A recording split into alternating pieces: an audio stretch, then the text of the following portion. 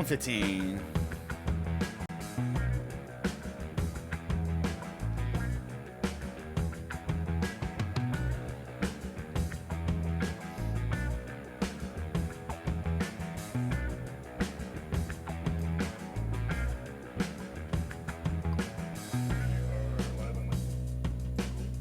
It should catch right now. Yeah,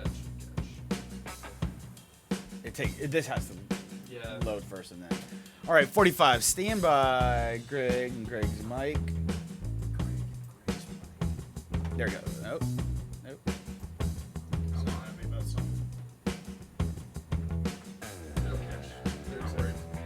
30 seconds. Stand by. Coming to camera 1. Greg's mic with music underneath.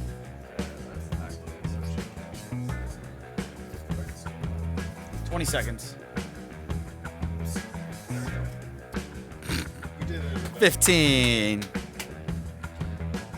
Coming to camera 1 in 10, 9, 8, 7, 6, 5, 4, 3, 2, 1. It's Wednesday, October 9th, 2019. Digital Trends Live is about to start. Here are some of the topics we'll be covering today. Astronomers using the Subaru telescope in Hawaii have discovered 20 new moons in orbit around Saturn, and now Carnegie Science wants your help in naming them. Mooney McMoonface. And we have some great guests on the show today, including Sami Inkinen, the CEO and co-founder of Virta Health, which provides treatment that can reverse type 2 diabetes. And we'll head to our New York studio where Jeremy Kaplan will be joined by Heine Zachariasen to talk about Vivino, an online marketplace and wine app.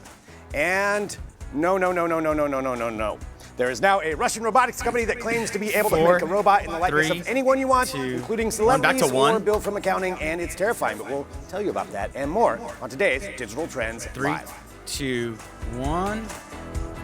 And live shot, or not live shot, whatever that show open is. Stand by to come back and go start your push. And we're live. Soon to be replaced by robots, I'm guessing, but not yet. Not yet. Not today. Not today, All right, robots. I'm gonna get. Hello, everyone. This is Digital Trends Live. This is our daily show here from Digital Trends, bringing you the trending tech topics of the day, news, interviews, headlines, discussions, and more, all while broadcasting live across a number of different platforms. We're on Periscope, Twitter, Twitch, YouTube, Dailymotion, Apple News, Facebook. We're on 2 different mobile apps. We're on a smart television app, and we're at digitaltrends.com/live. So wherever you find us, you can join us in conversations. So make sure you drop in those comments throughout the show. But to start off, I'm Greg Nibbler, joined by Adrian Warner. Hello, Adrian. Good morning. Good morning. We have lots to cover today, a lot to talk about. Many things to cover. Many things to bring you up to date on. Let's get started off, though, right now with one of the biggest trending stories, I think, in tech and beyond right now. And it has to do with a giant thing going on with a couple of different companies, but mainly Blizzard Entertainment, and what's happening with them in association with something they did in relation to the protests in Hong Kong. So let's kind of back it up a little bit, give you just a little bit of an overview. You can dig into this much more if you want to, but as far as what's going on in Hong Kong right now, there are protests over the Chinese government and different regulations that they want to put into place that would essentially take Hong Kong citizens and place them in the Chinese judiciary system, which could put them in Chinese jails, which is not something that people in Hong Kong want. So these protests have been going on for a long time. That's summing something very big up in very short amount of time. Yes, exactly. Like you said, you can read about it more on your own. But yeah, that extradition bill is kind of the main source of conflict, why these protests have started over the summer. And where it comes into play with Blizzard is their very popular game Hearthstone. They recently had a tournament, the Hearthstone Grandmaster competition, and the winner voiced support for the protesters in Hong Kong, and then was subsequently removed from that game, from that competition, and had all of his earnings from that competition removed as well. And banned for a year from playing. And in addition to that, they took two of the two people who were doing the interview, which I guess were under contract with Blizzard, they also got fired. So everybody got fired over this one incident where this player voiced his support for the Hong Kong protesters. The reason this is happening is because of the fear of the Chinese government. And so this kind of opens up a huge thing, and this is why this is a trending story. I feel like we have to talk about it, and I want to get your opinions on how you feel about this. I can tell you how I feel about it. You know, myself, my opinion is that's wrong on Blizzard's part. That is not something you should do. They're a US-based company. This is freedom of speech. I mean, however you want to look at it. Absolutely banning somebody for that is I think, and it seems to be by the judgment of a lot of people online, the wrong way to go about it. But that is what we're seeing right now is this boycott Blizzard run that you're seeing all over the place. It's on Twitter. It's getting also feedback from U.S. senators on both sides of the aisle are claiming that this is not the right way for a U.S. company to act as far as bowing down to a foreign government. And again, there's a lot in there. There's a lot of implications you can go beyond that, but that's the basic thing that we're talking about, the basic thing that's trending with this. Yeah, and it puts Blizzard in a tricky position because they do receive a lot of support in China with all of their esports tournaments that are going on. So from the Blizzard's perspective, it's kind of putting them in a very tricky situation. And it's, again, they cited a line for kicking him out from their Grandmasters competition rules for making the decision that no player can make any sort of offensive comments. However, taking that further and claiming that voicing support over a political dispute is an offensive comment is kind of the source of some of the tension here. Yeah, and so that's what we're seeing. And Blizzard's not the only one that's seen some I guess, conflict over this, and that's you have to look at also Apple. Apple's been at the forefront for their application for the Maps app. Right. You know, that they had out there, which this Maps app, it was called HK Live, I believe. hkmap.live.app, and it was originally available online, but they wanted to make it a standalone app, and Apple initially rejected it from the iOS store, claiming that it would allow people to skirt around the law. However, you know, a lot of pro-democracy people came forward and you know, protest against Apple's move in doing this. Yeah, the map essentially let protesters know where there were police, where there were things going on, so they could either avoid them or go to them, however you want to look at it. But Apple removed it, and the conflict there is that you can also use Waze for these things. Some of the protest was, look, well, Waze tells you where there's traffic lights. Yeah, that's also avoiding, you know, a penalty. So, exactly. So there's a lot that's kind of baked into that. They had also banned a bunch of VPN apps from the App Store in China. So, you know, trying to skirt around China's, you know, online laws. Right. And censorship laws. So yeah, Apple's come under a lot of fire. I believe they did originally allow this map to move forward after pressure from these pro-democracy groups. Right. It was on there, it was taken off, and then now it's back on there. But then the Chinese government also issuing statements in association with that they're not very happy with Apple.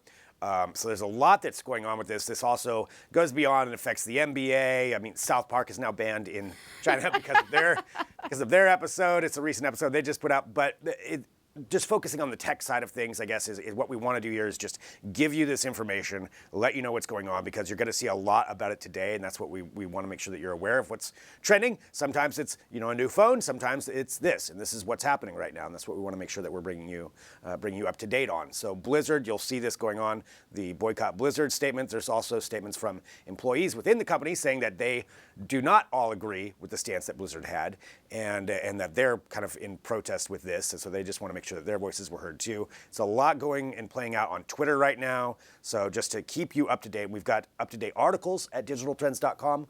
And I keep saying up to date, but it is. This is a constantly changing story and a constantly changing and evolving thing. It's bringing in more players. I think it's going to be a huge issue today, a huge topic of debate that we're going to see more of, and we'll see what the fallout is with other companies and how they either placate or stand up to this kind of thing when it comes to the Chinese government. Obviously a huge economic power, a lot of money involved, and that's really what it comes down to, but we'll see where this all plays out, I guess, as the day goes on. So follow along at digitaltrends.com to stay up to date on that. I think let's move on to some comments. Yes. How about that? Let's move on. Let's read some comments. To some Read 'em and Weep. And that is something we do here every day at Digital Trends Live, where we take a look at some of the comments that come through across our many different platforms, and we address them directly to you right now. Look Adrian in the eyes. So this is what we're doing. Ryan, regarding poll, majority of Americans support vape ban. Doubt it helps quit smoking. I think majority of Americans is layman's terms for tobacco lobbyists.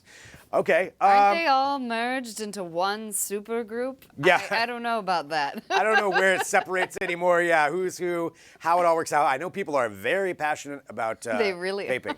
I have really learned that over the last couple of weeks here at Digital Trends. We've got some articles that are up. I had no idea what a passionate fan I base had there was. no idea either. Yeah, so I'm not sure about the majority of Americans. There's lots of comments I could make on that, but I'm not going to. But Ryan, thank you for your comment. Thank you for your comment. Yes, indeed. That was Ryan on Facebook regarding vaping. That was a much better comment than some of the other ones I've seen. That's good. Yeah, a Yeah. little bit more neutral. Yeah. Lee E. Collins regarding this VR treadmill is sure to keep you active. Is the outside really that boring? Sometimes. Sometimes. Sometimes it is, Lee. We live in, our studio's here in Portland, this studio, and when it's pouring down rain outside, like for, 8 months of the year, Yeah, the and it's majority. cold, I mean, I gotta say, personally, yeah, I'd probably take the VR treadmill. Yeah, you take the VR treadmill? I'll take the VR treadmill over. Yeah, I don't exercise outside. I I love know that. what Just is. that statement, that just the way that you just said that No. right now. I don't exercise outside. Why would I exercise outside when I could exercise inside? I want the VR treadmill. I'm Sounds for it. cool. All right, Mike on Facebook regarding see here we the go. wonders of the universe with these awe-inspiring photos of space. And we are all told that our cars are killing the ozone. I believe it's more likely these morons that think people can live on the moon or heaven's sake move to the red planet and live underground like hermits. You leave my hot rod alone. Okay. What? Or yeah, leave my hot rod alone. There is so much going on, Mike, that you have happening right there. All right, so we're told that I'm trying to decipher that. there's so much to unravel. So Yes. It's more likely these morons that think people can live on the moon or heaven's sake move to the red planet and live underground like hermits. There's so many visuals I'm getting from this. Mike, I really think that we just need to have you here on the show so you can explain everything in a lot better, In a lot really lay it better all way. out. Yeah, I think you could do a lot by helping our viewers understand space. Yes, your space manifesto or however it's going to work out for that. Mike, thank you. We have no desire to touch your hot rod, so I don't think you have to worry about that. But yes, thank you. Thank you for these comments. And, congrats on the Cavs there when you win that. Leaving it alone. Chris Tucker. Oh, we got celebrities. So we have Mike Miller. Now we got Chris Tucker. All right, there joining we go. in. The PS5, which I guess you guys probably talked about yesterday. The We did. PS5 name and release date announced: PlayStation, PlayStation 2, PlayStation 3, PlayStation 4. My word, you mean the name is going to be PlayStation 5? Shocker. You know what? I appreciate this naming order because at Yeah. least it's not adding PlayStation Pro, Max Plus. We're not adding those kinds of terms on there. Or an Scarlet X, X1, PlayStation X10. Yeah, stick with it. It's PlayStation 5. That's It's what it is. simple, yeah. Yes, it's back to a simpler naming system in a simpler time. A simpler time when all of our consoles just had numbers. Chris Tucker, thank you. All right, Kenny Thank you for joining us. Stewart. Kenny Stewart regarding Sony A9G versus A8G OLED comparison. What's the difference? Caleb, iron your shirt. Wow. All Thank right. you, Kenny. We'll pass that along. Kenny, we will definitely let him know. Caleb will be here actually hosting the show tomorrow. I'm going to be out, so you can direct all of those ironing shirt I will comments remind him. to Caleb. Yes, please do. Please let him know right off the bat. Right as Chicken soon as Bone the show needs to be starts. reminded. You'll have to watch Trends with Benefits for that comment. All right. Let's continue on here with some more trending tech topics. Again, we're broadcasting live, so we can take your comments and questions as we go through. Adrian, would you like to fill us in on this Yes, next one? so essentially, already starting out with a pun, what you did there. there's a new essential phone built by the Android inventor Andy Rubin. The project was, we're not really sure where the status was of the project, but he recently tweeted that this new phone does actually exist. It's called Project Gem. I Yeah. guess. Yeah. Project Gem or Project Gem.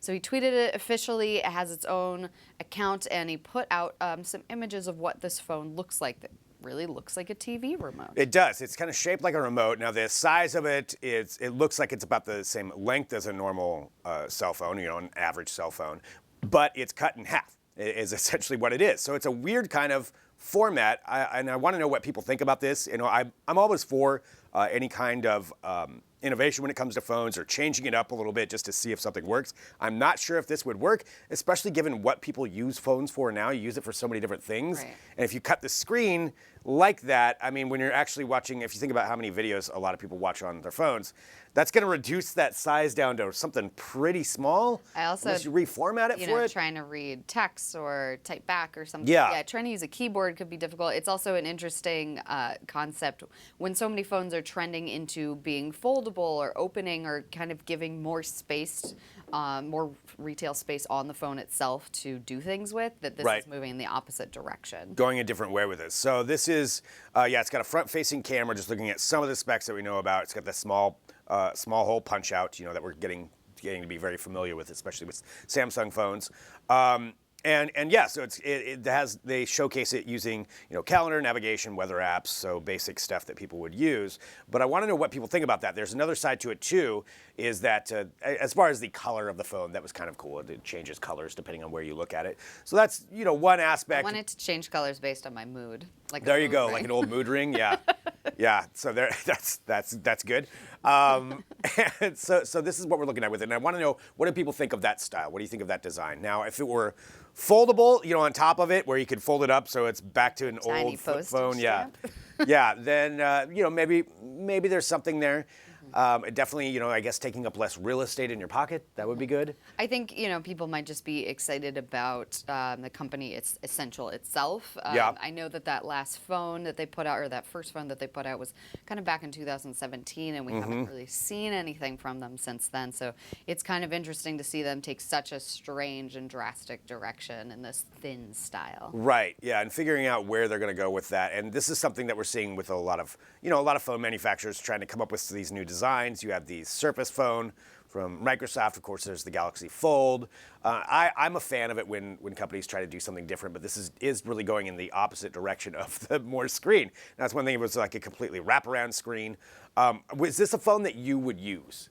Probably not. Probably not? I think it's a little too, too asymmetrical, thin. I guess. Too little real estate on there. And again, want to know what people think about this, but that's what we're looking at right now. So this has been a trending story today having to do with Essential. And so they're just kind of going through it. And we don't know exactly when it's going to come out, but probably before too long, I'm going to guess, just based on the fact that we're seeing some of these. We got to see the boxes of them. We got to see a bunch of the different hardware cases. We don't know the specs, the exact specs right. of it either. And that's another aspect of it, too. So we can kind of infer based on the pictures, and that's about as far as we get. Right. So you can check more out about that at digitaltrends.com and take a look at some of the tweets that have come out about it. And let us know what you think about the Essential phone and whether that's something that you would actually use. All right. Speaking of phones, this is a study that actually came out that I feel like we need to address because I thought it was pretty interesting on what this study entails. And so this has to do with a study about texting and a study about typing and the way that smartphones are changing the way that we type. It's not too surprising about that more people type on their phones now than anything else. More people type on their phones, more people, and younger people, because they are such early adopters of this technology, are natively typing on phones, and they're typing a lot faster than older generations. Right. By about 10 words per minute faster on average than people in their 40s. Right. And the average, this was what I thought was interesting, the average word per minute on a phone is actually 38. 38 words per minute. Which is about a quarter or so less than the average on a keyboard, which is only 50-something. So 51.56 words per minute on average on a physical keyboard, and 38 words per minute while typing on a mobile phone. But it's talking about just the different ways that the study, it's a huge study, just talking about the different ways that people are changing the way that we're adapting based on technology. And these are always interesting to find out how that's working, but more people type with 2 thumbs now than they do with the full keyboard that you're used to. Right. And the studies, the reason these are important, one, because this shows the changing habits of all of us and how tech is affecting us, and like that guy right there. So clearly affected him a lot. It's delightful. But yeah, there's the way that it changes that we adapt, and it also affects us physically, though, and that's another side of it too, is talking about how that is actually affecting us and what this can do to us as far as when you're leaning over, you're typing with 2 thumbs. One of the things that Ira Janowitz, who is an ergonomics consultant that was part of this, said is that when it comes to just a touch screen, you have a tendency to press a lot harder than you need to because you don't have that tactile feedback. So you press into it, and that can actually cause some issues as far as over time, with joints and pressing like that. I mean, I can certainly see that being the case. And yeah, you and know? that, you know, exactly. leaning Like over with the your leaning neck. over with your neck, constantly bending down with it can definitely affect your neck and your posture a lot, especially over long use time. Yeah, I mean, and that's one of those things that I think we need more studies on this. If you think about it, I mean, really, smartphones haven't been around that long. It's just a little over a decade. You know, not too much more than that, really, that they've been widely adopted, and we're starting to understand what the effects are of this. There was that study from Australia, you know, about some kid was like growing a bone spur on his neck because of the way that he was bending over or leaning over to use his phone. So these kinds of things are important to understand what it is doing to us. And this isn't necessarily a terrible thing right now, but we're going to see more and more of these studies come it's out. very important that we figure out the health effects from the beginning, from the onset onwards, because this is, you know, obviously not going away. How fast do you think you type on a phone, Greg? It depends. Well, that was the other thing they brought up, too, is talking about whether you use autocorrect or autofill. And if you use autofill, I think you typed slower than if you used autocorrect. That's bonkers. Yeah, because, well, I guess with autofill, though, you do still have to look at what the word is. I think autocorrect makes me type way slower because it's always changing a word that I don't actually need changed at all. Yeah, that happens to me, too. Lots of ducks. Yeah. Yep. We all get the ducks. So got to fix your settings on that one. Fix your settings. But yeah, that's what we're taking a look at. So let us know what you think. It's just an interesting study. This is something that's trending this morning. We want to bring you up to date on it. But yeah, we're changing the way that we type. What the effects are going to be, well, we'll find out. But it turns out old people are slow at typing on phones. That's what we figured out. So that's one of the trending stories today. I hate typing with my thumbs. Do you do the tap? Do you tap? No, on I your phone? don't. I do the two thumbs is ideal, but like when you have to type with one thumb and it's that slow, and I have small hands, and it's so frustrating. I don't know. Thinking so much faster than you can physically type, and at least on a keyboard you can kind of go. That's along true. the same speed. I'm not sure if they cross-referenced finger length when it comes down to that. So that is something. That's that something needs to be taken into account. Yes. Very important. Short people's hands count too. So. I think that's important to bring in there. All right, there we go. That's the study that came out. You can take a look at that. We're going to have that up at digitaltrends.com. Final thing, a trending story. This has to do with science and technology, and also it's just fun. It has to do with Saturn and the discovery of 20 new moons. Yes. Which now makes Saturn the official Moon King. The Moon King of the solar system. Previously, Jupiter was the Moon King. It had the most known moons, 79 known moons, but these 20 new moons with Saturn's rings actually bring the total number to 82. Really just brain it, like bumping it up 20 Like, moons. Bam, Like, more moons. There you go, 3 more moons than you, Jupiter. So with these new moons that were contest. discovered, and you know, it is pretty cool. You learn a lot. We've learned a lot more about the solar system from it. There's actual scientific studies and valuable information that comes from this, just about how these moons formed. And they're very far out from Saturn. A lot of them take between 2 and 3 years just to complete an orbit around Saturn. Some of them are actually in a retrograde orbit, I learned, which is actually That is very interesting. fascinating. So don't live on Saturn. Everything's in retrograde all the time. Everything's in retrograde. Watch out for your moons. All right. Carnegie Science is actually running a contest to name these moons, which is a very important key part. It is. And they're traditionally named after mythological giants. So the scientists are looking for suggestions from names from Inuit, Norse, and Gaelic mythology. Yes. So different mythology, that's how they're going to be looking at this to have the names. But you can submit yours, and that's one of the key things we want to make sure that you're aware of. You can help name a moon. I guess it has to be within those categories, but you know, you can break the rules a little bit. Moony McMoonface. It's using, exactly, Moony McMoonface is clearly got to be it. So you can tweet the names to Saturn Lunacy using the hashtag name Saturn's moons before December 6th. They'll tally them all up, and then they'll pick the top ones, and then I believe there's going to be a vote on that as well. So they did the same thing with Jupiter last year when it comes to naming the moons. Yeah, so the public picked names from Greek mythology, including Pandia, Ursa, and Irene, which I didn't know Irene was a Greek god name. Irene. But that is something that you can take a look at digitaltrends.com and read all about it. It's a pretty cool scientific achievement, and it's just fun. It's just exciting, fun. yeah. It's fun stuff. Go Saturn, you Moon King. Go Saturn Moon. Moony McMoonface. Or you can name it Greg. I'm fine with a moon named Greg. Is Greg a Moon Norse? named Greg. Yeah, we'll stamp that. Gregorius. All right. I don't know where we're going there. Let's do this, though. We need to get to a break here in a minute because we have a lot coming up on the show today. So just a little bit a tease of what we're going to be talking about. We're going to be talking about wine at some point. We're going to have Drew Prindle in here with a 3D printed heart that he will hold in his hand before you.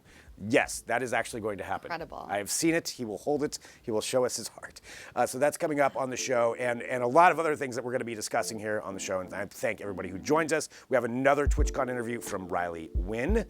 He interviewed everybody at TwitchCon, and we've got another great interview coming up with that. Everybody. But up next, we're going to be talking about the combination of medical tech and medical and technology, and really how it's helping people out and different ways that possibly we could reverse type 2 diabetes. It's huge, and so we're going to have certainly an expert on that from Virta Health, Sami Inkinen, who's going to be discussing that. So that's coming up next, and we are live, so you can drop in your comments, your questions, whatever you want to bring up throughout the show. Adrian, thank you. Thank you. Adrian will be here tomorrow with Caleb Dennison, filling in and taking over the show for tomorrow morning. But right now, we have a lot to talk about. So let's take a break. Back here in a minute with more Digital Trends Live. Hey, check. Can we go?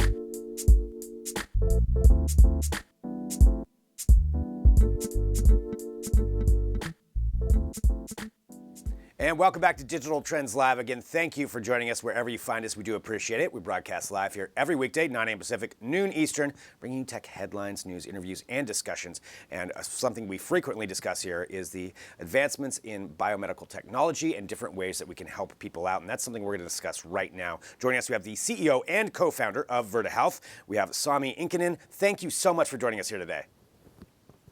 Well, Greg, great to speak with you, and thanks for inviting us. I am fascinated to learn more about what your company does. And for everybody who's watching, can we get a little bit of the background of Virta Health and maybe just an overview of diabetes and what we're looking at in association with that? Yeah, absolutely, Greg. So first, we are on a mission to fix the type 2 diabetes epidemic. So it might be helpful for your listeners to understand the magnitude of the problem. And it turns out that the cost of diabetes in America alone is more than the entire global digital advertising market that Facebook and Google are going after. So it's a massive problem, costing about $400 billion a year, just in America alone. And unfortunately, about 30 million people are suffering from type 2 diabetes in the US alone. And that means practically everybody's family member or relative, there's at least one who's living with type 2 diabetes or diabetes. And unfortunately, particularly in type 2 diabetes, the best that we can do today is to prescribe more medications and slow down the progression of the disease. So it would be amazing if somebody could reverse the disease and get patients off of medications such as insulin. And turns out that's precisely what we do at Virta Health. So our mission is to reverse type 2 diabetes in 100 million people by 2025. And now we are 5 years into that mission, and it's going pretty well.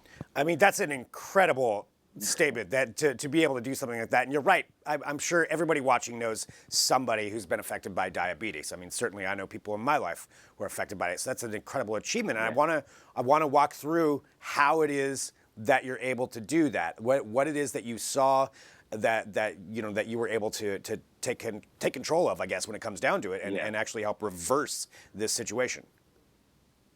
Yeah. So first of all, to reverse type 2 diabetes and get patients off of medications like insulin, it might sound too good to be true. Exactly. But I want to start by saying that we've run formal clinical trials, published 6 peer-reviewed papers, and shown that indeed we can reverse type 2 diabetes. And I think 94% of our patients at 1 year, we've either eliminated or reduced insulin, just to give you one statistic.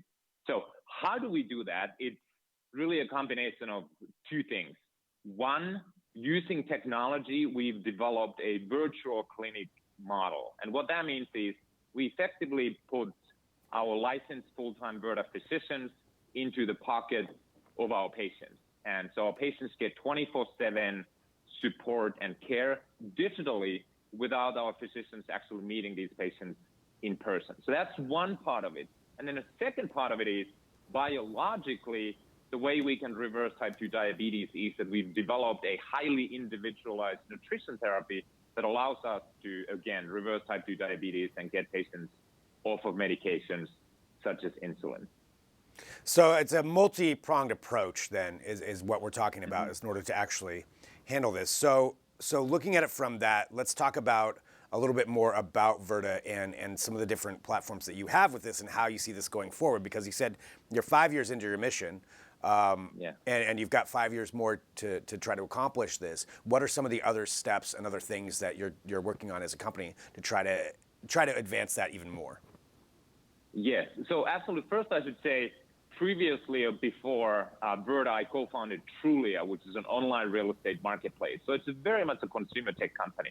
And we are talking about med tech here. So the time frames are longer. We spend effectively 3 years in a R&D mode.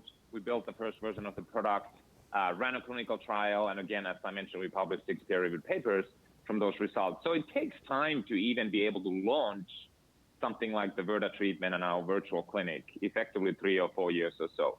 To your question, what we are trying to do now is we've shown that this works. We have happy patients. In fact, we had 1 patient last year who took the Virta corporate logo. Listen to this. Virta corporate logo as a permanent tattoo on her body after we reversed her type 2 diabetes. So what we are trying to do now is to scaling as fast as we can. So working directly with patients, working with employers and health plans who cover the cost of the Virta treatment. And we're also working with VA already, the Veterans Administration, to reverse type 2 diabetes among veterans. So scaling is really our focus right now. Somebody gets a tattoo of your company logo. Yeah, that's definitely a sign that you're doing something right.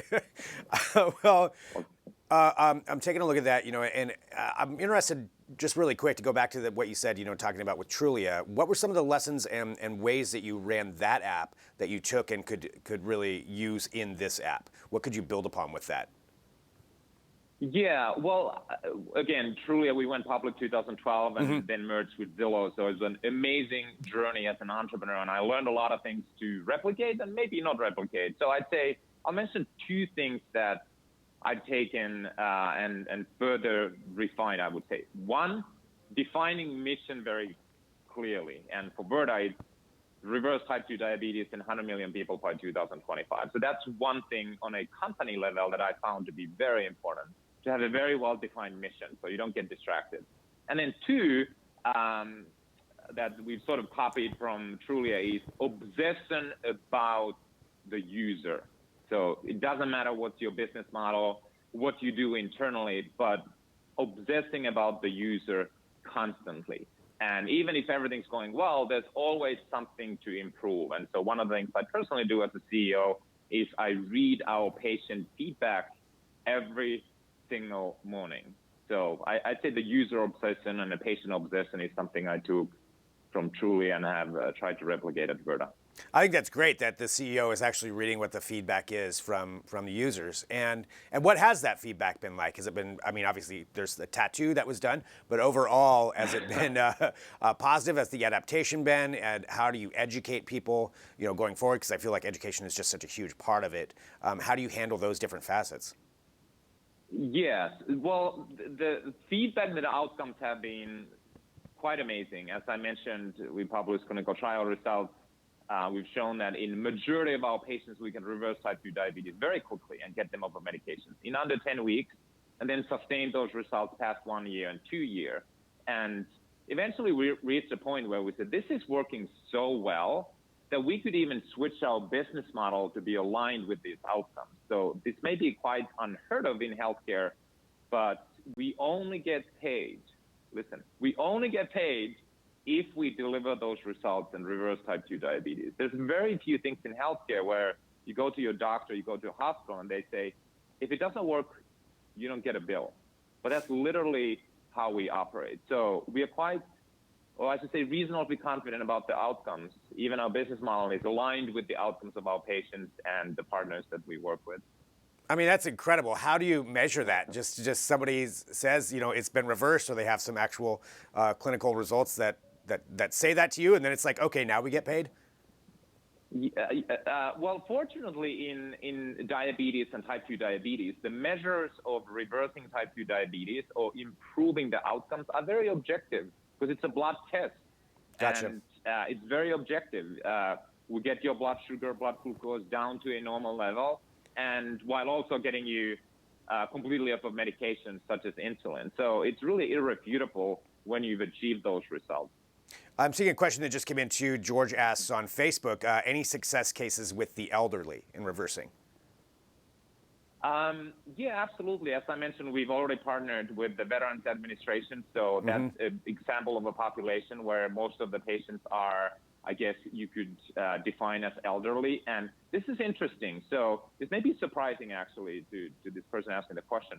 Our outcome results as measured by type 2 diabetes reversal rate, weight loss, and retention is better in the patient 65 years and older than on average. And wow. Our average patient is still in the 50s. So, you can start asking questions, why is that? But it's interesting that the outcomes are actually better in the people 65 and up. That's actually surprising that that's the case, but that's amazing. Yeah. All right. Well, I know this is really, really incredible, and I just want to say for everybody out there, I want you to let them know how they can take part in this, how they can utilize this platform that you've created.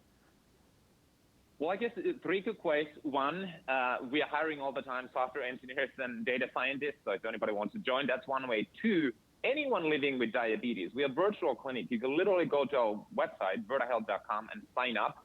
And then through the enrollment process, we can start treating you. And then thirdly, if you're a health insurance company, government official, or a large employer, we partner with those entities to cover the Virta costs and reverse type 2 diabetes, which obviously economically makes a lot of sense because, again, type 2 diabetes is very costly. These drugs like insulin is very costly, and we can get these patients off of these drugs. Well, Sami, thank you so much for joining us here on Digital Trends Live to talk about your platform. Congratulations on the success that you've had so far. We love hearing stories like this, and looking forward to seeing these results in 5 years from now on where you end up with it. And thank you very much for sharing this story here.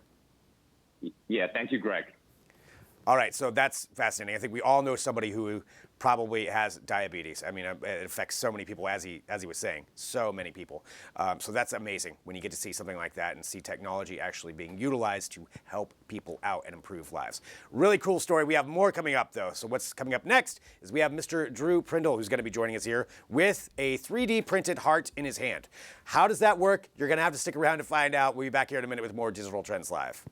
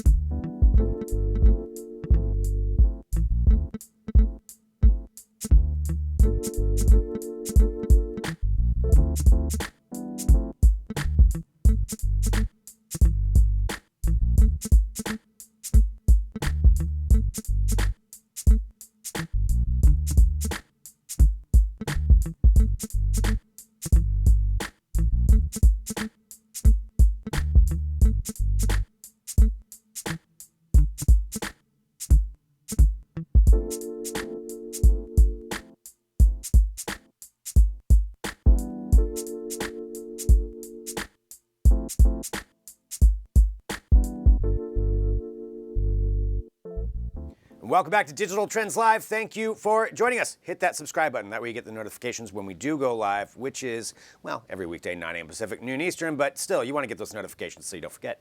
All right, we have something really amazing to talk about right now. I'm Greg Nibbler, joined here by Drew Prindle. How's it going, Greg? Doing well, and every time Drew is on the show, you have some kind of cutting-edge technology that we talk about, and this one is just one of the weirdest ones that I think that I've heard, and I mean that in a good way. Yeah. But we're talking about 3D printing and some of the different ways that that we've seen 3D printing being utilized in like the biomedical industry. Yes. We've heard about it lately, but this is talking about a 3D printed heart. Yes. Okay. So I actually have it right here. Please walk us through this. This is hands down the weirdest thing that I have ever been mailed. And that is that says a lot I've for gotten Drew mailed to some say that. very strange things in the Yeah. years that I've worked at DT, but this takes the cake. It says on the box, synthetic organ not for transplant. How wild In is case that? you forget, don't transplant that. Yeah. The Not for home looks transplant. that Star must have had on her face when the mailman delivered this. Like, what in the hell? Yeah, I So- wish I could have seen that. But yeah. So let's walk through this from the beginning. Who is this company? And then we're going to get into actually taking a look at what's in there. But Yeah. who is this company? So Stratasys is basically one of the biggest 3D printing companies in the world. They're not really like a household name or anything, but it was literally founded about 30 years ago by one of the guys who invented FDM 3D printing, which is like the style of 3D printing that like MakerBot uses. So the ones that kind of like just squirt out. Yeah, like out of a hot the nozzle. filament that just layers Yes. it and okay. Exactly, layer by layer, turns filament into goop and then does all of that. That's Right. What we traditionally think of. Exactly. Most of the 3D printers that like consumers can use, those are FDM printers. That technology was invented by the guy who founded Stratasys, but now it's like this massive company. They actually own MakerBot. They do industrial 3D printing for all kinds of different things, for like aerospace. But then apparently they also have this digital anatomy wing where they're doing more like biomedical stuff. And they're making specifically like very, very lifelike organs. So, and again, it says not for transplant. So these Yes. aren't to the level of where you're going to be transplanting these? Yeah, or? so this isn't like when you hear about 3D printed organs that they're trying to make so that you Right. like don't have to use like donors and stuff like that. Yeah. The idea for this, it's a little bit more niche. It's like they're making very, very lifelike models for like surgical practice. Gotcha. So instead of using like cadavers, which you kind of have to have like a dead body, like a fresh one, Yeah. because like the organs will degrade over time unless you keeping that sucker on ice. It's true. It's fact. also not using like rigid models. So let's get this thing out of the box. You got to feel it. So it's only half of one, which is kind of crazy because they cut it in half. But there it is. There's the the heart. Apparently that's the size of a heart. That's another thing. That really is? That's actual guess size so. of a half of a heart? Okay. You know, I mean, I don't didn't know. ask so, if it was yeah. like scale, but it's Right. Seems legit, right? Like that's Yeah, about that's it. probably about right. Okay. Yeah. But yeah. So Get it it's out. cut in half. Feel this thing. So it's squishy in certain parts, and then in other parts it's like a little bit more rigid. And Okay. that's the amazing part about it, because unlike just like normal 3D printers that can only print in one material and one like density, they've developed a new material so that they can print with this same material but make it different densities throughout. So Yeah. the same way that your heart is a little bit softer and has different tissues in different areas, they can replicate that just using software and then recreate it with 3D printing. So, and like you said, these different densities, that's part of that's really amazing. So I know, just to show at home, it's squishy.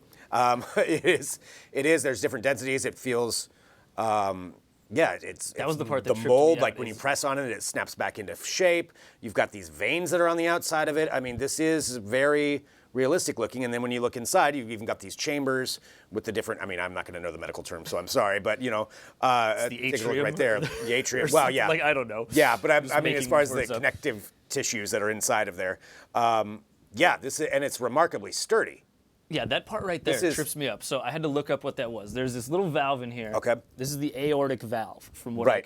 from what I understand, and it's got these three little flaps that basically let blood in or out. And because it moves a little bit more, it needs a little sturdy like circle around it to hold those flaps in place, which is why that tissue is harder.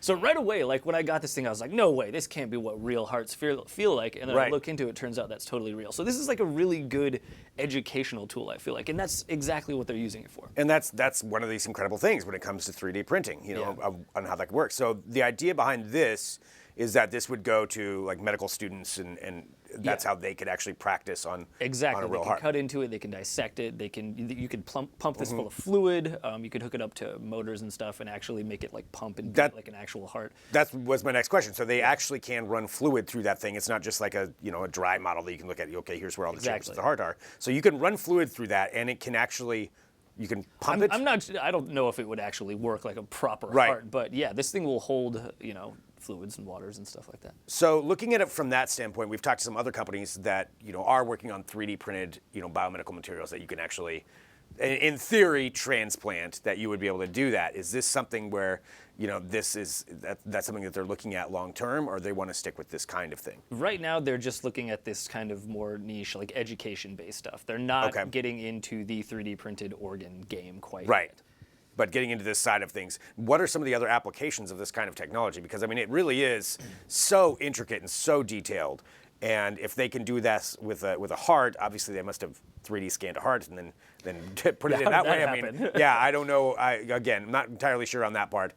Not a doctor, but yeah, I mean, if they can do this, I would think that they're probably thinking about some other things as well. Yeah. So the sky is kind of the limit on that. So the crazy thing about this is this was made with a 3D printer that they've had for years. So they this didn't isn't really some have brand new reinvented technology of 3D printing. The new thing about this is the materials that they printed with, but it uses their J750 polyjet printer. And polyjet it's not the printer that takes filament and then like heats it up and squirts it. It takes goop, basically, this photoreactive goop. Right. Squirts it out in droplets all over the surface and then flashes a UV light on it to harden it.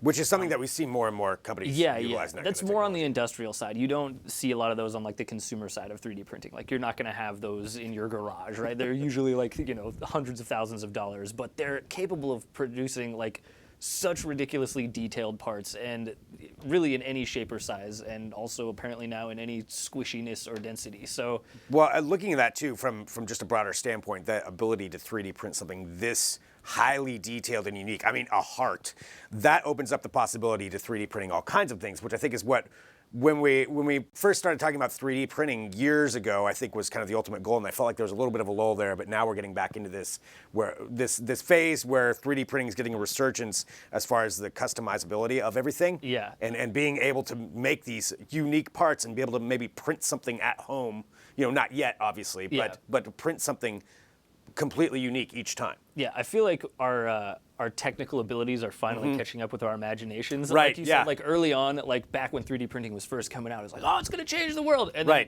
we just had a bunch of plastic crap, and like you couldn't really print anything useful. Yeah. I'm like, oh, great, we're going to get a food replicator. That's what it's going to be. No, we're actually starting to get to that point now where we're printing organs and food and freaking rocket engines and stuff like that. So it's a really exciting space to be watching. It is, and it's constantly changing as well. Just seeing where this can go, and it seems like with this resurgence that we're going to get more and more news. I would guess over the next coming years to where this is going to be something that everybody can. Well, not necessarily print a heart if that's I need what you a want new to heart today, do it. But yeah, getting into this ability. I mean, it's just incredible what the possibilities are. Yeah. So again, taking a look here at a 3D printed heart that we have here. And what that can do. If you have any questions, feel free to drop those in. But yeah, this is amazing, and I'm looking forward to finding out more about this. I assume we have an article that's going to be going up. Yeah, it's coming up soon. Okay, one thing before we go though. Have you smelled this thing? No. You can smell it kind of right now. Do you There's smell that? Never like a weird? question I want to get asked. Sniff it. Give it a sniff. Oh God, I don't want to. Really, this is what we're turning into now. Sniff the 3D printed heart. Oh. All right. Yeah. It's kind of like sweet and candy-like, right? It is. Like, it is kind of. I was like, oh, that's surprisingly sweet. It smells like candy. Smells like hearts. Because like with the gummy texture and the scent, it does. It smells like a gummy worm. It smells like gummy candy, which is kind of weird. Like it makes me hungry, and it makes me.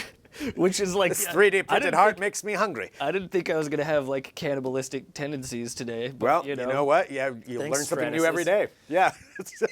All right, so that is what we're looking at, the 3D printed heart. Drew, thank you for bringing this in.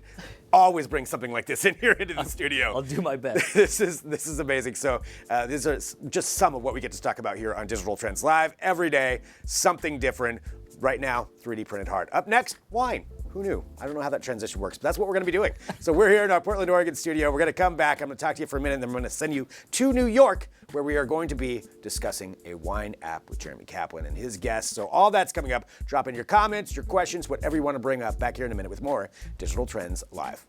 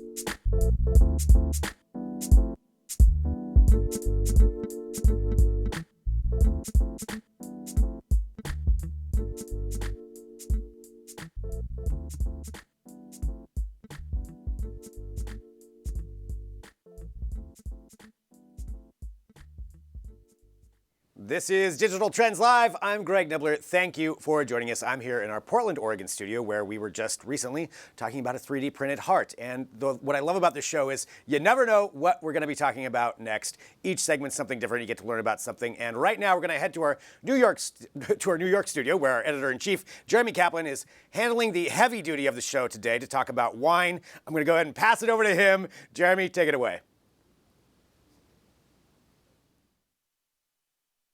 Talk about wine today. And if you're anything like me, you go to the wine store and you look around and there's 8,000 bottles and you throw your hands up in despair and say, what am I doing? I have no idea. And you walk home with your head hung low in shame. This happens to me all the time. I'm not even kidding. So we're very excited to be joined today by Heine Zachariasen. Did I get that right? Thank you. Yes, sure. Thank you for I did having my me. best, and I apologize. Who's the co-founder of Vivino. I think you probably know about it. It's a very popular wine selection app. Thank you for joining us. It's great to see you. Great to be here. Thank you for having me on. Walk us through the app. What exactly does it do? How does it help people out? Well, it's actually really about what you said earlier. It's about people walking into a grocery store, supermarket, and saying, what is this wall of wine? You know, buying wine is intimidating. It's really What do I pick? intimidating. You come home to your wife, and she's mad at you because you bought this weird stuff with a really fancy label. Exactly. But basically what you can do, you can take any bottle of wine, take the app, and shoot a quick picture of it, and then we'll give you a rating, review, everything about the wine. So once you do get home, you'll know, is it good, is it bad, what does it taste like, what is the price, and actually you can buy it later on if you want to in the app too. But it's not just a giant database, right? There's a whole bunch of technology that's baked into the app. Oh, definitely. There is some fancy image recognition to actually figure this out, and we're now, we're so big now. First of all, we're almost 40 million users around the world, and we have 20,000 people joining us every single day. 30 million is enormous. It's crazy. Obviously, I'm not the only one with this problem. But the funny thing is that the database is that we're almost crossing 1 billion pictures of labels. So when you send that up to the server, it's looking through all these labels to find the right wine for you. Right. All that in a few seconds. And then users get to rate wines, and they add information to the database, which helps refine the selection. Exactly. And they do comments, and so we know what it tastes like, and so on. So everything about the wine is in there. I heard that there's also some gamification that's involved in this. Yeah, so people compete to be the biggest in each country. So you can be number 1 or number 5,000, depending on how active you're on there. You can use it as a social thing and so on. So a lot of those things. That's more, maybe a little bit more of the nerdy part. Most people are like you and I. Go into a supermarket and try and find a good wine for their wife or a party or something like that. And you end up picking based on either the price or on the label. Yeah, the problem is when you walk into a supermarket normally, right? When you think about that situation in the supermarket, all you have is a price and a label, right? Is this a fancy label or is it not? Does it say, what I can say on the air, but like there was something called Pink Bitch once. Like, holy shit, that's a lot of fun. But maybe they spent more money on building the label than actually doing the wine. Yeah. And we want people to drink better wine. That's the core of this. I want you to walk home with a better wine with maybe a less fancy label. Which is why Wine Spectator was always this thing, right? Because it's like a nice, simple number. Here's a rating that I can look at. On the other hand, it also feels like a snobby thing that maybe I don't identify with. And there's got to be an easier way than reading a magazine. Come on, magazines are looking through a magazine in the supermarket. So instead you can just scan the label. Exactly, and the difference between, and this is where the world's really changing too, is that having these critics on is fantastic. They're incredibly good at what they do, but they have a limited capacity. Right. So when you think about someone like Wine Spectator, they would rate, say, 20,000 wines a year. We get 100,000 ratings a day. Oh my God. So it's completely different very different proportions. scale. Exactly, and which means that when you walk into even a CVS or a Walgreens, you'll have all the wines rated there. They might not be amazing, but they're rated.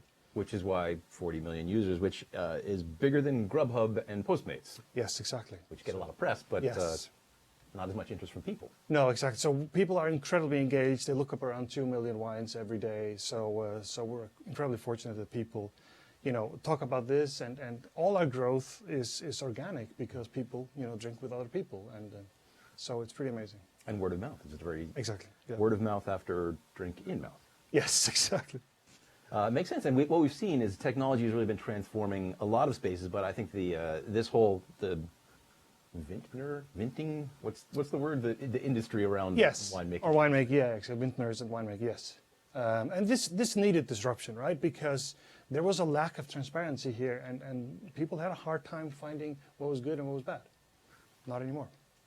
So I have to ask you a question. Are you a Succession watcher at all? Yes, I'm pretty much up to date, I think. Better than me. I confess I have not seen the show, although I hear it's phenomenal. Go out and watch it. It's amazing. It's supposed to be fantastic. I heard that there's a thing on this show called, let me make sure I get this term right, hyper decanting, where one of the guys takes a bottle of wine and pours it into a blender and then blends it up and then decants the wine. Yeah, so I had actually heard about that before. This is insane, right? Are rich people actually doing this? Honestly, if you buy a $1,000 wine, I'm not sure you should do that. But you should definitely decant it, and I think, getting a really nice glass, I think, is super important. Okay. Again, I'm not a wine expert. Which is why you built the app. Yes, exactly, because I was kind of lost. I know a little bit more now then. But the actual concept of decanting is a good idea. That probably is a good idea. Yeah, probably, yeah. And at least get a good glass and throw it around the glass a couple of times. I think it's really helpful. And I have to confess, I think the laziest person alive. So I have a decanter, and I buy nice wine based on price. Again, lazy. But I just never use the decanter. No. I probably should be using that. It's around 4 seconds from you open it till it's in the glass and in your mouth, right? Well, again, lazy. But throw it around the glass and get a nice glass. I think that's important. So let's talk a little bit about wine. What's your choice? Are you a white wine drinker? Are you a red wine drinker? I definitely drink more red wine. I drink a lot of Cab. We got a couple of wines here. One of them's from, I think they're both, one from Lodi and San Luis Obispo, which is not the normal Napa and Sonoma, but further south in California. I'm sure it's very nice. We checked them both. They're both a 4.1. It's a 5-point scale, so 4.1 is a really solid rating, pretty close to a 90 point in the old scale. The old scale. Yes, exactly. So I definitely like more reds. I drink a lot of Cab and Pinots from California, but also love sparkling and champagne. Well, you mentioned about the different areas of these wines brings up a thought for me. Are there trends that you guys have been picking up on through the app? Do you see people looking for alternatives to Napa Valley, or what have you been seeing from most? Definitely. I think one of the things we're seeing is that the younger generation is willing to experiment more.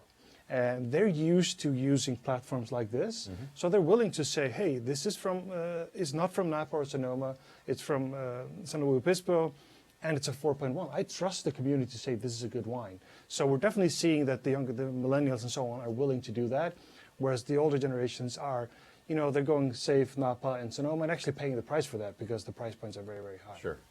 Yeah, there's a lot of faith in reviews and review-based apps these days. But we've also seen the dark side of that, which is that a lot of businesses have been making fake reviews, paying for fake reviews. There's a whole industry on Amazon of use our product, we'll give you the free product as long as you write a review. Yeah. Have you seen anything like that on the app? Yeah, we've seen a little bit of it, but not much, fortunately.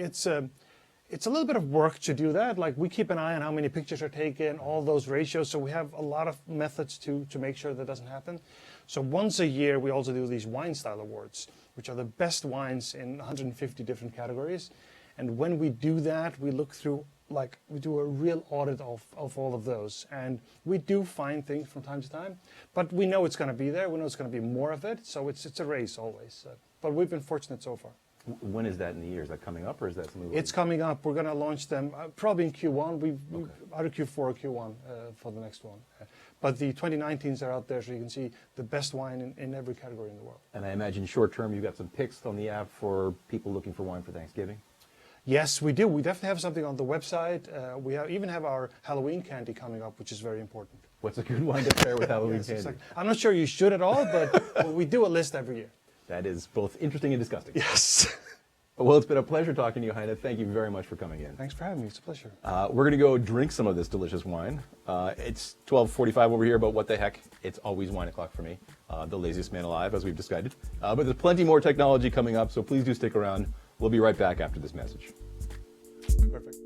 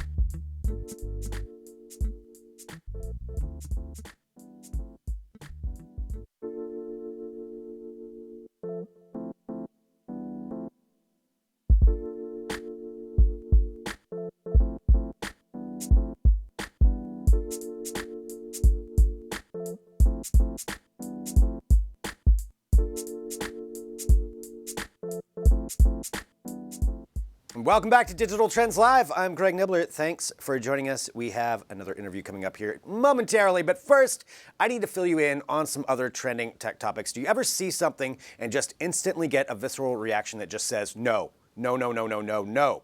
That is what I'm talking about with this. So this is coming from a Russian robotics company that I want to fill you in on. They're called Promobot is the name of the company, and they have announced via press release that they have a new special kind of customizable robot that you too can get. And here is what they have done. They've created an Arnold Schwarzenegger robot. There it is. Schwarzenegger in a box right there, Terminator looking right there. This is what this thing can do. They can customize this robot with a number of different facial expressions, responses, ways that it can interact with you, and they can do it for anyone. They used Arnold Schwarzenegger as their example, and we even have video of this thing as it's actually being, as it's actually talking. Here's what they can do. They said that with the tech on this, they can use 18 different moving points of the face. They can have, and we'll talk about who this one is too, because this one just will give you nightmares here in a second.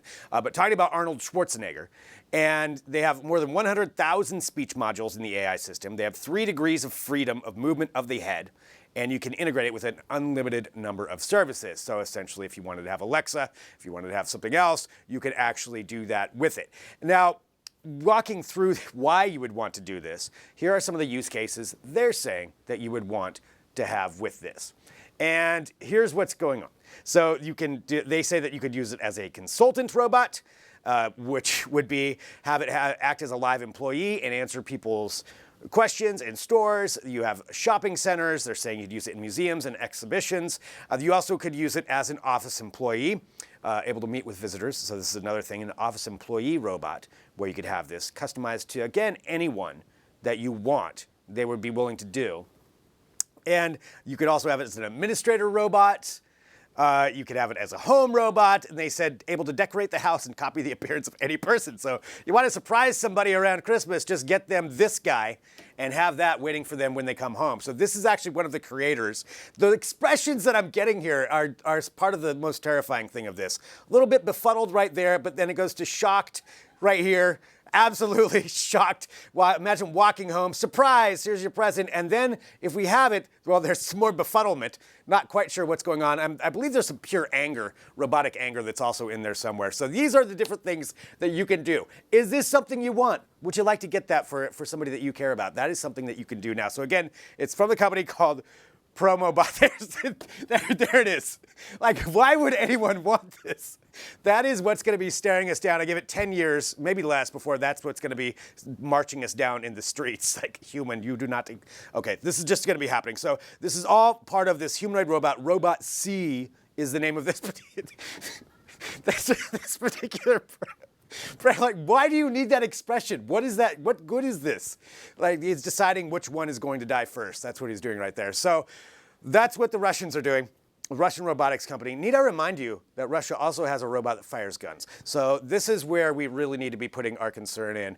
You can read more about this at digitaltrends.com. Let us know if you'd like to get your own Russian robot that looks just like you. All right, continuing on. That's gonna haunt my nightmares. Let's get you some more stuff. Let's get back on track here. We have some more tech news to bring you up to date on before we have our interview coming up here in just a minute. Let's talk about Zeppelins. Yeah, why not? New forms of transportation, well, old forms becoming new forms, seems to be a trend that we're seeing, and we're constantly seeing in this space, in the transportation space, seeing some more innovation. You know, we have things like the Hyperloop or high-speed rail that's going to come to the U.S. Well, this is bringing something old and making it new, and we're talking about Zeppelins, and this is from a company called Verilift. And Verilift is actually working on bringing back a modern Zeppelin, or Verilift, excuse me. So Verilift airships, and they're a UK-based company, and that is their example of what they could be doing, what we could actually be seeing, and that's a real picture that they put up. They're working on creating the prototype right now, and here's why they're saying that Zeppelins could be the thing. Now, we're not talking about the Hindenburg. That's probably the most famous Zeppelin other than lead, where it blew up. We're not going with hydrogen this time. We're going with helium, and we're going with actually helium that can be compressed and decompressed, and that's how they're able to get the buoyancy out of this thing. So right now, this would be, I mean, it's huge, but they're saying that fuel-wise, what it could save is that it would consume just 8% of the fuel of a regular plane. And on top of that, they'd have solar power to help augment this. So solar power would be one of the big uses of this. Solar-powered engines and 2 conventional jet engines on top of it. You can see the jet engines on the side there to add some pickup when it comes to it. But this thing would be that says, yeah, that would use about half the jet fuel of a Boeing 747. So taking a look at some of the statistics here, just to make sure that you have those, they say that it can carry loads ranging from 50 to 250 tons, or larger models with payloads of up to 3,000 tons. Since this thing is vertical takeoff and landing, it can get anywhere. You don't need a landing strip. You can pick up giant objects and get it to places. They also talked about the object size of things. There is no limit, because what they can do is they can strap it underneath, which is a huge thing when it comes to shipping. You don't have to worry about any ramifications. You just strap it underneath, it lifts up, and it can take it anywhere. They talked about such things as like oil rigs or wind turbines, which are giant and very, very heavy. They would be able to carry these things in whole, in theory, and take them anywhere. Slowly, but still get them anywhere. So talking about that as something that could really revolutionize the way that we see commercial freight transported is huge. In total, the prototype that they're making right now, so the full the full one is not in production yet, but right now in France they're manufacturing the prototype. That one's going to be 459 feet long, 85 feet wide, 85 feet high, and they said it should be completed in the next 9 months. So they are actually going forward with that, and maybe we'll see this utilized in more places. Pretty interesting use of technology, bringing something old, making it new. That's what we're talking about with that. So check out more of that at digitaltrends.com. Final thing I want to bring up here, and then we're going to be bringing on our guest who should be joining us. And our guest coming up is going to be great. We're actually talking about shipping, so that's going to be ShipChain. So we'll be bringing that up here in just a minute. But before we get back to the shipping side of things, I do want to bring you up to date on this day in tech history. Yes, sometimes we actually do take a look back at some of the things that are happening. And today in particular, just to let you know about it, it's October 9th right now. And on this day in 1876, Alexander Graham Bell and Thomas A. Watson made the famous phone call to each other. This is the day that it happened. It was over a 2-mile wire stretched between Cambridge and Boston. And yeah, this is the epicenter of our phone communication. Now, there's some dispute. There's an Italian gentleman who believes, Antonio Meucci, who said that he actually invented it first. We'll have to leave that up for debate, but nonetheless, Alexander Graham Bell, this is when that actual phone call was made. So that picture there showcased a little bit later on with a long distance call. So it's just kind of interesting sometimes to take a look back and think about, we didn't always have this kind of technology, and where it's come from there to the smartphones we were discussing earlier with our foldable screens and all of that, and 5G technology. That's where it all started. So Alexander Graham Bell went on to found the Bell Company, which later on became AT&T, which now owns Friends. So there's the circular closing of that, all because of Alexander Graham Bell. That is why we're going to get to stream Friends. Somehow you can make those connections. So just to bring you up to date on something with that. All right, here's what's going on. We're broadcasting live. This is Digital Trends Live, and I want to thank everyone for joining us on whatever platform you are on. We do appreciate it. You can hit subscribe, you can share the show, let people know about it, and you can also comment as we go through. And we were talking about shipping technology earlier. Let's get back to that topic. And right now, we certainly have an expert who's going to be joining us. We have Sammy Rusani, who's the Chief Revenue Officer of ShipChain, Inc. Sammy, thanks so much for joining us. Hey, thank you so much for having me. I appreciate it. Excited to talk about this and see where we're going, but I want to give everybody just kind of an overview of shipping, where we were, what's been going on with that, so that we all have kind of an even playing field to go forward from. Sure, absolutely. If you want me to start, I mean, the interesting thing with the shipping, shipping industry is that it's not only one of the oldest industries in the world, it's also one of the largest industries in the world. We're looking at $14 trillion in global revenue here. We're looking at hundreds of millions of tonnage moved every year. Everything you have, your computer, your microphone, your napkins, your plates for your table, whatever it is, needs to be moved from somewhere, right? So where it was, it's always been a very technology reluctant industry, I would say. So that's what we're trying to change with what we're doing now. Stuff needs to move. It's been by the horse, it's been moved by ship, now it's rail, it's air, it's right, every possible medium you could imagine, right? Right, and you're right. Shipping is huge. I mean, if you think about just kind of in a broader concept, how much we order from Amazon, for example, right now, or how much, God, yes. And how much that's changed. The shipping industry is so paramount and important to get us all of these things that we want in a day. But that's a huge technological undertaking in order to actually make that happen, even beyond technological, just to physically move something to you in one day. We're coming to expect that, but that's not always the easiest thing to get done, and it takes a tremendous amount of technology to make that happen. So let's walk through ShipChain. I guess for you, let's talk about a little bit of the history of this company and your role in it, and then let's get into this, how you're actually changing the way things are shipped. Sure, absolutely. The history of ShipChain is pretty short so far. We've been around for about 3 years. We're a bunch of guys that, in the past, I've done massive campaigns for big companies, shipping stuff all over the world. So when you do global campaigns, you easily fall into a trap where, stuff isn't where it's supposed to be. Nobody knows where it is, and nobody knows who to call. So it takes a lot of time tracking down shipments. There's another big issue in the industry, and it's that, just in the U.S., it's more than $30 billion worth of theft every year reported by the FBI, right? And we could probably assume safely that it's double that number because not everybody reports their theft. And that's not because, people run into warehouses with guns and, give me all your stuff. It's because of fraud. And that's one thing that ShipChain has been looking a lot at. But we really a couple of guys that faced a lot of the problems in the industry, and we thought, hey, there's this new thing called blockchain technology, and it solves a lot of these problems. So that's the amazing part of it, I think. Well, talking about blockchain, which we've seen, much like a lot of other technologies, utilized in a lot of different ways, and we see different people trying to apply to different aspects of tech or try to solve problems and solutions. So, how is blockchain being incorporated in with ShipChain in order to get rid of some of this fraud or different issues as far as packages not arriving? That's a great question. So the interesting thing about blockchain to me and to ShipChain and to the global shipping industry is really that blockchain enables much more visibility. It enables much more transparency. And there's two very important keywords when it comes to blockchain technology, especially in shipping, right? It's provenance and it's immutability, which means that you can for sure know that your data hasn't been manipulated throughout the supply chain, which means your chicken or your produce or your pharmaceutical, your medicine, when the devices report that a certain temperature has been kept throughout the whole supply chain, we know that that is true and nobody has manipulated the data because it's impossible to manipulate data in a blockchain environment. That's why centralized solutions today, why we have so much fraud, it's because, hey, there's 10 containers coming in. Somebody says, hey, to the administrator, hey, here's $5,000, put 9 containers and I'll take 1.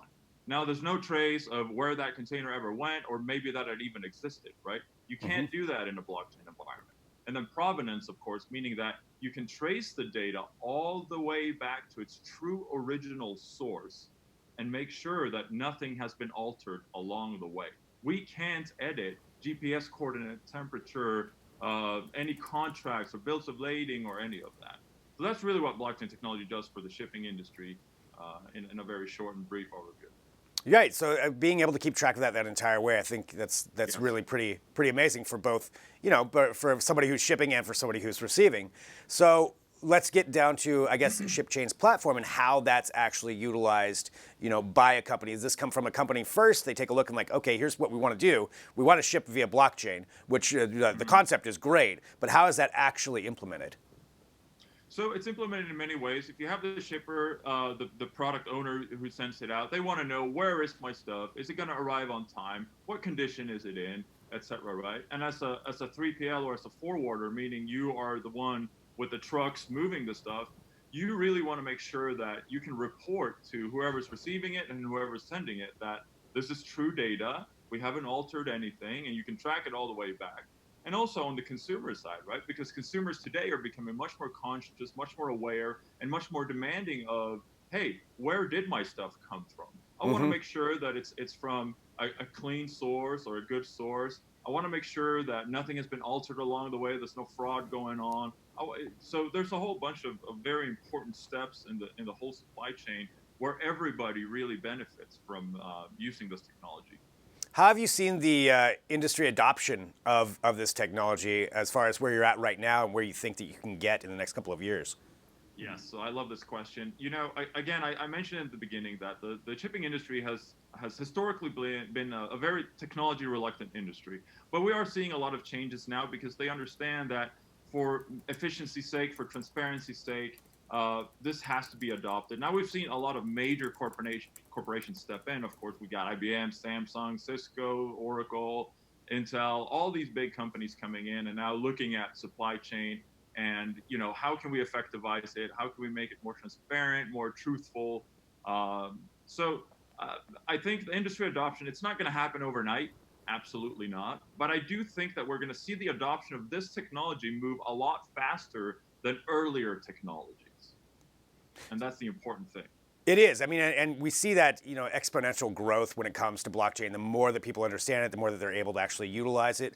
That it really is being adopted in so many different ways. For ShipChain, for your company, where would you like to be in 5 years as far as when it comes to blockchain? And what do you think you need to do to get there?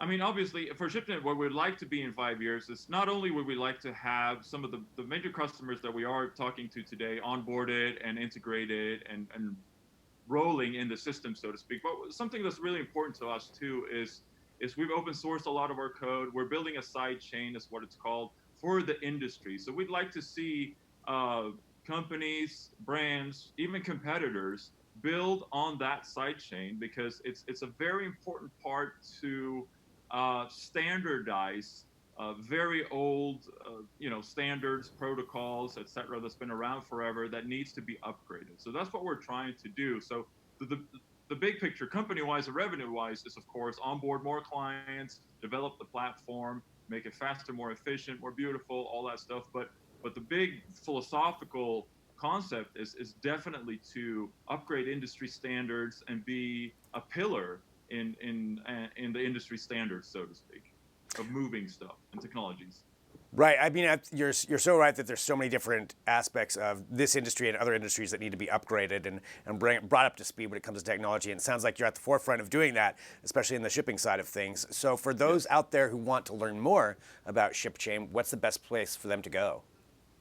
I would definitely recommend going to our website, ShipChain.io. A lot of information there. If you want to hit up me or any of our team, of course, we're all on LinkedIn. You can find me on Twitter, Sam Rosani. Can answer all your questions.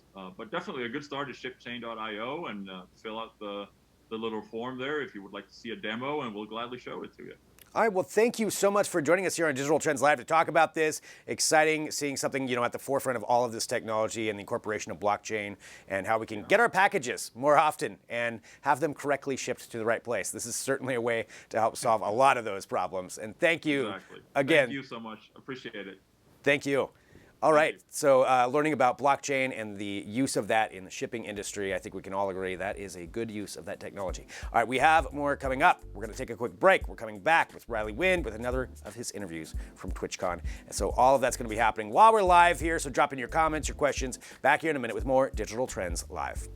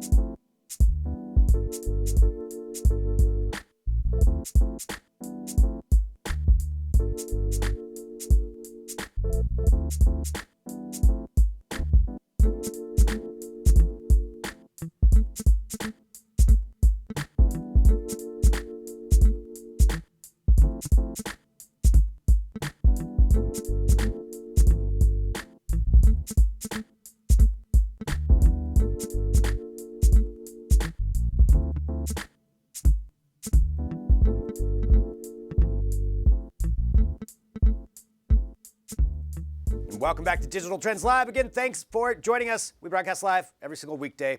Subscribe, share the show, do all of that. That would be great. All right, let's do this now. We have another one of the interviews that Riley Wind had down at TwitchCon. Like I said before, he interviewed everybody, and they're all great. So this is his interview with Andy Dinh. Let's go ahead and roll it right now. Thanks, Greg. Riley Wind with Digital Trends. We're here at TwitchCon 2019. We're outside the TSM booth, and I'm joined here by owner and founder of TSM, Andy Dinh. Thank you for joining us. Yeah, thanks for having me. So for the people who aren't aware of TSM and yourself, can you tell our audience a little bit about yourself and TSM? Yeah, so about TSM, we're an esports team, one of the largest esports organizations in the world. And then I started my company 10 years ago when I was just in high school, dropping out of high school and going to college. And I kind of just played competitively and kind of stumbled on this. Yeah, it's amazing. It's an amazing story how you went from gamer to owner. That's a crazy story. So we're at TwitchCon. All right, how many have you been to? This is actually my first TwitchCon ever. No way. Yeah. And my team's been here last year. We set up a booth with thousands of fans that showed up, and I'm super excited to be a part of TwitchCon this year. Okay, so what are you looking forward to most this weekend?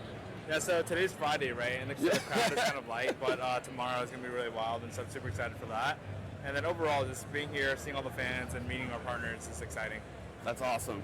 So we have a little throwback question. You've been gaming forever, but do you remember what the first game you ever played was? I don't remember the game, but it's a really popular game, and it was a Super Nintendo, right? And it was the bird one where you shoot the bird. Oh, Duck Hunt. Yeah, Duck Hunt. Yeah, that's the first game I've ever played. That's Duck Hunt. Yeah. That's awesome. Okay, so now present day, what's your favorite game to play right now? Honestly, I play multiple games now. I play League of Legends, Fortnite, Teamfight Tactics, and I kind of just play multiple different games, kind of understand what games are popular, what games are falling down in terms of, or trending down, right? But I would say my main game is still Fortnite and League of Legends. Nice, nice. So you started TSM, but before that you were a professional gamer yourself. Can you kind of walk us or tell us a little bit about that transition of going from professional gamer to owning a team of professional gamers?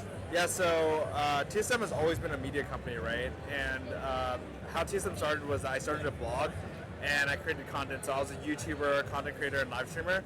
And during that time I also competed, but esports wasn't really a thing at that time. People didn't really watch esports as the way they watch it now. We really competed before. This is in front of maybe 50 to 100 people. Now we're competing in arenas in front of 20,000 people. Right? Yeah, it's crazy. But where TSM really started was I was a content creator, and then as a content creator, I transitioned into creating my own team. But I wasn't a pro player that that was playing for multiple years and then started a team. Right. I started at the very early stages of esports, so I was able to do both at the same time. That's crazy. It's really grown over the years, and that's another question we have is like, where do you see esports going? The future of it, like, it just looks limitless. Yeah, so I'm super excited about esports because I see this as a first generation of gamers that are really, really watching gaming as like a sport, as a major form of entertainment, right? Before, the form of entertainment was just really playing the game, but within the last decade, that the culture has really transformed. And so I'm really excited about the next generation because that means there's two generations watching. Yeah. The generation that started it and the generation that now has kids and having their kids watch it, right? So they become even more diehard fans. Now that it's more culturally accepted, I think that it's only going to grow faster and faster because if you think about it before, like, just think about 10 years back what the mindset was. Like, can you imagine someone watching another person play games? It didn't make sense. Not at all, right? Yeah. Yeah, with YouTube, with Twitch, with all these live platforms, it's really transformed gaming in a really great way. So I'm super excited for it. That's awesome. And so for people that are getting into that second generation or becoming, e-sport players and things like that, do you have any advice for up-and-coming e-sport people? Yeah, I mean, my advice for overall gamers, not just esports players, is that when you're gaming, you need a game with a purpose, right? I think that there are gamers that I like that. Game with a purpose. Like they game and they just play endlessly and they don't get any better and they tell people that they want to be a pro gamer. They tell people that they're passionate and they want to make a career out of it, but they're really not, right? They're just there playing the game. When you're playing to become a professional player or a streamer, you're revisiting your footage. You're looking at whether you're funny, you're entertaining, or you're getting better at the game. So find like forms of measurement, how you can measure yourself and like where you want to really see yourself, right? Not just play endlessly and not really have any goals. I think that it's really important for kids nowadays to grow up with and game with a huge purpose. Like today, I want to play and be better at like hitting these skill shots or landing these these shots on my weapons, right? Yeah. I think that's how people need to think about gaming.